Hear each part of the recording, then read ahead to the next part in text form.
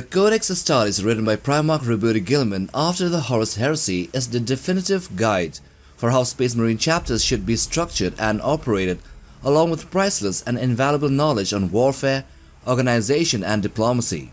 At its core, it was Guilliman's answer to prevent another situation where one single individual could wield the power of a legion and turn it against the Imperium. By reducing the size to 1,000 warriors, the risk of a chapter going rogue and causing widespread damage was thus minimized. This structure is designed to keep chapters versatile and mobile while preventing any single one of them being too powerful. But even with this codex structure, it is worth noting that not all chapters follow the rules to the letter. Some, like the Black Templars or the Space Wolves, maintain much larger forces, and others have even larger blood oaths and pacts that would otherwise be seen as legion-sized. So let's get to the biggest Space Marine chapters and pacts seen after the Horus Heresy. At number 10 we have the Exorcists. The Exorcists are a fascinating case study. These guys are trained specifically to face the demonic horrors of the warp. Their claim to fame is their demon-slaying credentials, which sounds badass, but it comes with a catch.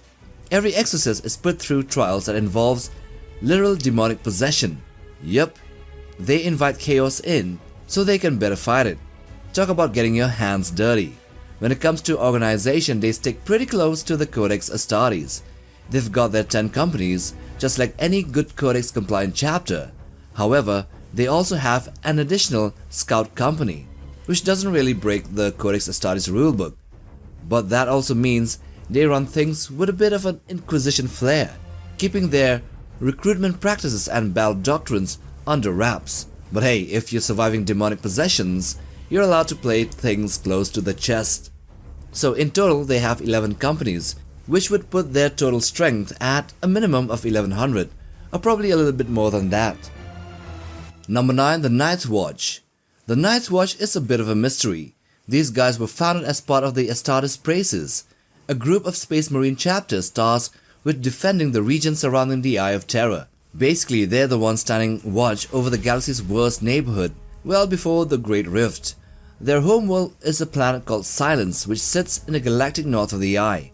And let me tell you, with a name like that, it sounds like a kind of place where you don't wanna hear any strange noises in the dark.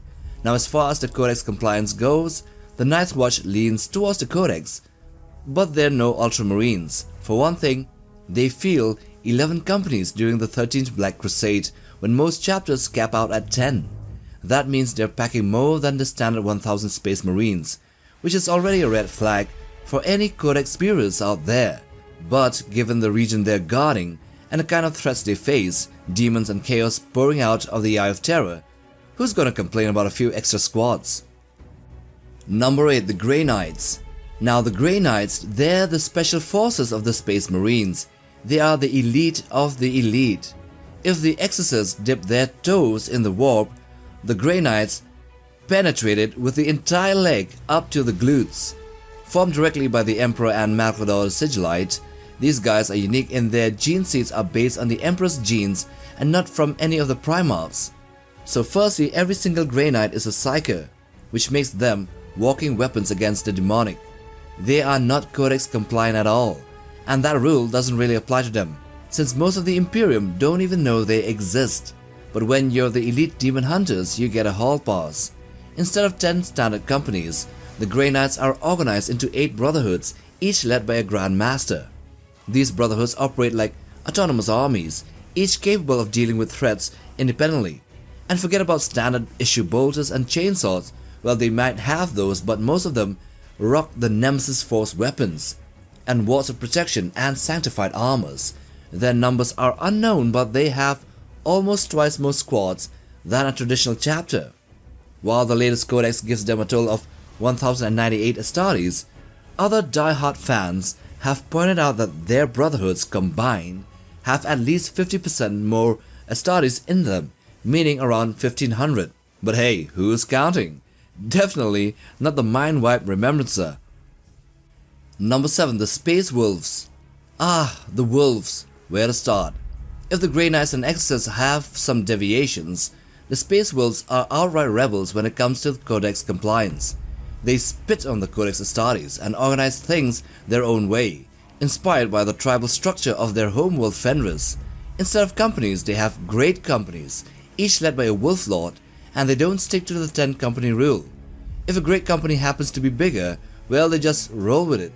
With Logan's great company having more than 200 Space Marines as compared to the usual 100 of the first company of others. Their troops are divided into packs rather than squads, with names like Blood Claws for the new aggressive recruits and Long Fangs for the grizzled heavy veterans. The Space Wolves lean heavily on their savage nature and wolf totem imagery, fighting even alongside packs of Fenrisian wolves. And don't get me started with the Wolfen. These are Space Wolves which are cursed with an uncontrollable transformation into werewolf-like warriors. These guys are about as anti-Codex as it gets, but they still pack a punch that no one can argue with. So when it comes to numbers, let's say with an average of 150 or more in a great company, that comes to around 1,500 to 1,800 Astartes in total. Number 6. The Astral Claws. These Astartes walk hand in hand with the storyline of the Bat of War. The Astral Claws are a cautionary tale. Once a proud, fairly Codex-compliant chapter, they were tasked with defending the Maelstrom Zone, one of the most chaotic regions of the galaxy. Over time, under the leadership of Lovett Huron, who later became Huron Blackheart, they drifted away from the Codex principles and became more and more centralized under Huron's authority. Instead of following the rules, Huron started withholding imperial tithe, made himself governor, inflating the chapter's numbers way beyond what was allowed, and antagonized the Inquisition. His overreach led to the Bat of War, and the Astral Claws were branded traitors. Most of the chapter got wiped out, with the survivors becoming the Red Corsairs, which are now pirates and renegades who operate under Huron's banner, under Chaos. It's a grim lesson of what can happen when you decide that the Codex Astartes doesn't really apply. However, before they were branded as heretics and renegades, though, while they were still guarding the Eye of Terror as warriors of the Imperium, their numbers swelled up to 3,500 at the maximum. Number 5. The Black Templars. This is a chapter that took the words loyalty to the Emperor and turned it into their entire identity. Born from the second founding, these warriors can trace their lineage back to the stoic Imperial Fizz and their unbreakable Primarch Rogal Dawn. But where most chapters went on to rebuild and reorganize under the Codex Astartes, the Black Templars took a different path, one that would see them embark on the longest Imperial crusade the galaxy has ever known. You see, while Dawn's Imperial Fizz ultimately complied with the Codex Astartes, the Black Templars said, nah, we're good.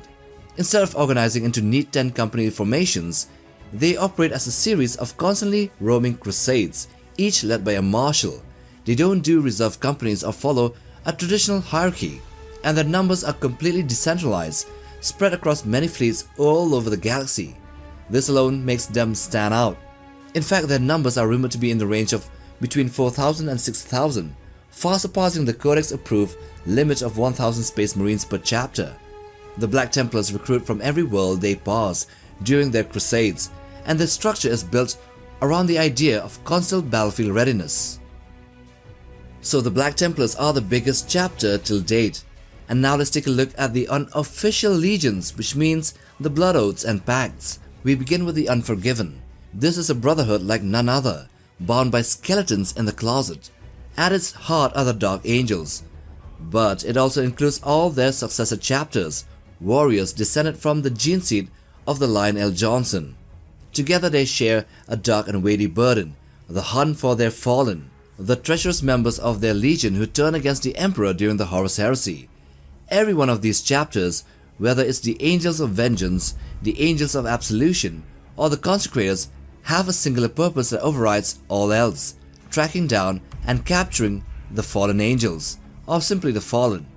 This mission is their greatest secret, and even with their own ranks, only the highest echelons, like the Inner Circle, are privy to the full truth. The Unforgiven will abandon campaigns, divert fleets, and turn away from alliances if there's even a hint that one of the fallen is within reach. Their unity is held together by the fortress monastery known as the Rock, a floating stronghold that serves as the seat of their power and the center of their secrets. Together they make up around 20 chapters, which means at least 20,000 Astartes under the banner. And with the rise of the Lion L. Johnson, again the resurrection, of the Lion, we just might see him brush off the Codex and form the First Legion again. Number 3. The Sanguinary Brotherhood. So the Blood Angels are famed for their grace and ferocity, but beneath their surface they carry a couple of curses. Both a physical hunger and a psychological rage, one known as the Red Thirst and the other the Black Rage. This curse is a direct inheritance from their Primarch Sanguinius. Despite this dark burden, the Blood Angels and their successor chapters are a noble and proud brotherhood, collectively known as the Sanguinary Brotherhood. At the heart of this bond is their homeworld, Baal, a scorched, radioactive desert that the Blood Angels have fiercely defended for millennia. Each successor chapter, whether it's the Flesh Terrors, the Angels and Carmine, or the Angels Vermilion, have sworn a sacred vow to abandon all other duties and come to the defense of Baal whenever it is threatened. This unity was tested during the devastation of Baal, when the chapter faced annihilation at the hands of High Fleet Leviathan.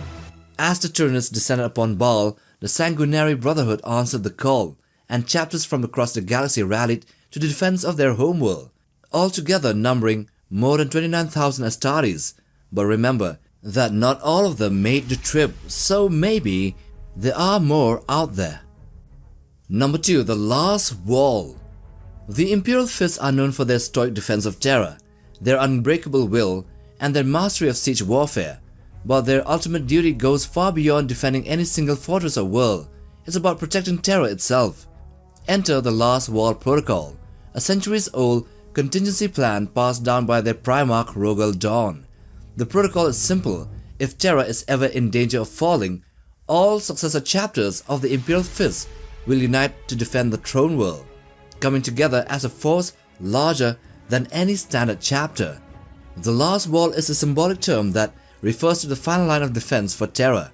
Dawn originally envisioned his legion as the ultimate guardians of the Emperor, so the protocol ensures that no matter how many successor chapters are there or scattered across the galaxy, they will all come together when the Emperor's home is at risk. In effect, it is a reconstruction of the old Imperial Fist Legion, an emergency measure that consolidates their power. Chapters like the Black Templars, the Crimson Fists, the Excoriators are all bound by this oath, all in all probably numbering around 40 to 50,000 at the very least, with the Imperial Fist having the second most numbers of successor chapters after the Ultramarines. Then as a side note, as a notable mention, we have the Death Watch, which is probably bigger than Black Templars or maybe around the same size. The Death Watch are composed of a lot of watch fortresses spread all over the galaxy, and the Space Marines who are in the chapter are taken from all over the Space Marine chapters from the galaxy and taken into this one to hunt the Xenos. So there are a lot of numbers going out there, but my range would be between 5,000 and 10,000 Xenos hunters at any given time.